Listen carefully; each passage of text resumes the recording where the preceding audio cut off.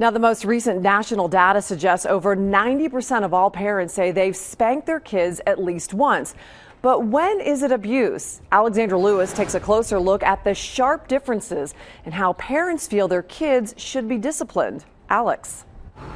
Well, experts say there really are a lot of factors involved here, but it really boils down to your own personal experience. The same type and severity of discipline your parents gave you as a child directly reflects how you discipline your own kids.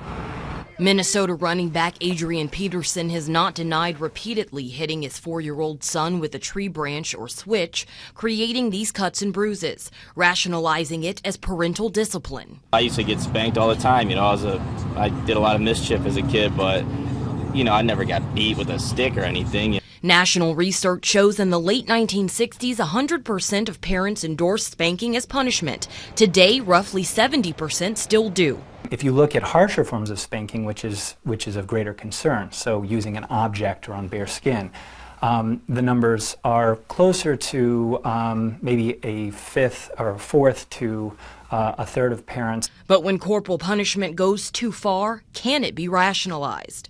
We often reason that because we were spanked as children, and most of us were, that it's okay to do that. A little pop here and there, it's necessary. In my opinion, that's what I grew up on, and it didn't harm me none. I think I'm a better person for it. UD psychology professor Jackson Goodnight says cultural factors play into who is more likely to use harsher punishment. Young parents, poor families, families with high stress, and those living in the South. Mostly, like timeouts and stuff is cool, but like for extreme actions, it takes extreme measures. I'm all for spanking. I myself don't believe in spanking, but I've also worked in daycares and I've seen that timeouts and things like that do work. Another trend, even more prominent than corporal punishment, is the belief that how folks parent is their own business. People kind of stick their nose in other people's business a little too much. Honestly, no, I don't advocate violence against children in any means, but a child being disciplined and a child being abused are two entirely different things.